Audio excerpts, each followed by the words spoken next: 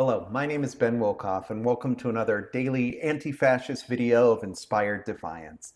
Today, I am obviously inspired by the No Kings protest over the weekend, when over 7 million people show up and show out in the streets in order to protest what they believe is the wrong direction for the country. We know that there is a raw nerve that is being hit across the nation. And not only am I heartened to see that so many people are in support of the idea that we do not have kings, we do not have tyrants, we do not have authoritarian leadership in the United States, I am also actually inspired by the fact that it was entirely peaceful, that there were no violent clashes.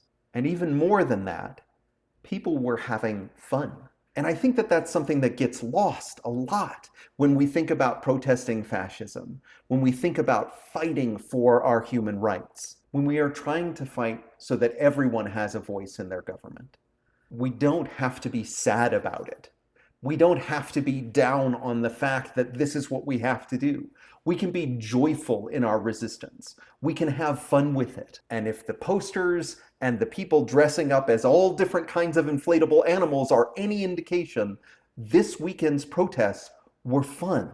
They were joyful, they were kind, they were caring, and they were filled with solidarity. It isn't just about dressing up.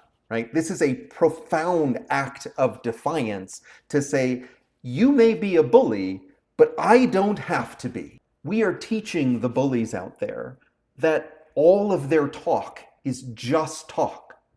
We do not have to live in fear of the decisions they are making. We can simply make better decisions. And not only are these costumes really fun and joy-filled, but they are also undercutting the narrative that these folks are trying to destroy America. They are undercutting the idea that these are violent people, that they are anti-America. We are claiming our collective story as a story of diversity, as a story of difference. And those things are strength.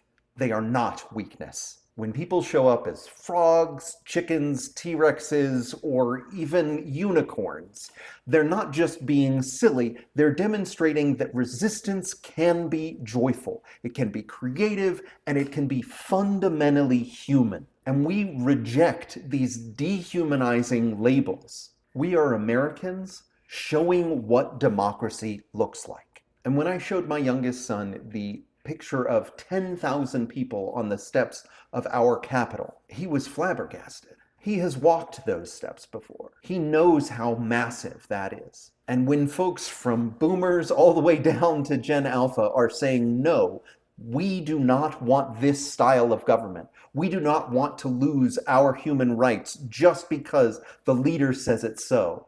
We are doing something to show everyone of all generations that it is possible to find a better way forward.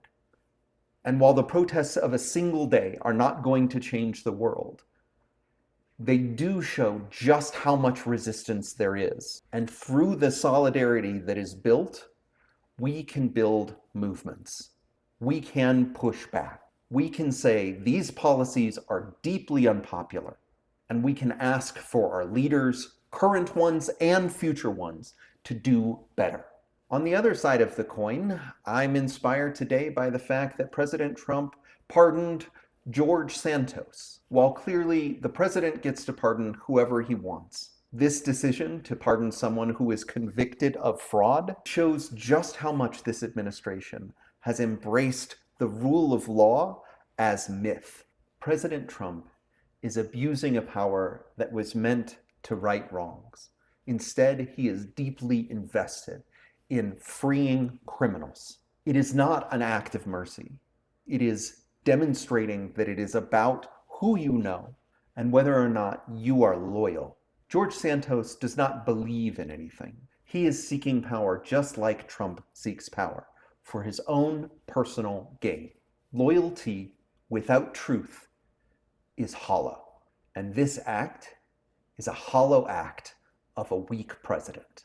He is wielding the powers that he has in order to curry favor, and he will continue to do it until enough people tell him no.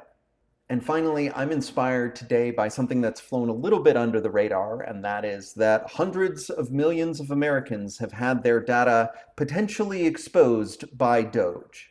Elon Musk's cost-cutting team that never really cut any costs or found fraud or abuse, a former employee of this team has shared that an entire database of Social Security information was uploaded to a fairly unsecure site.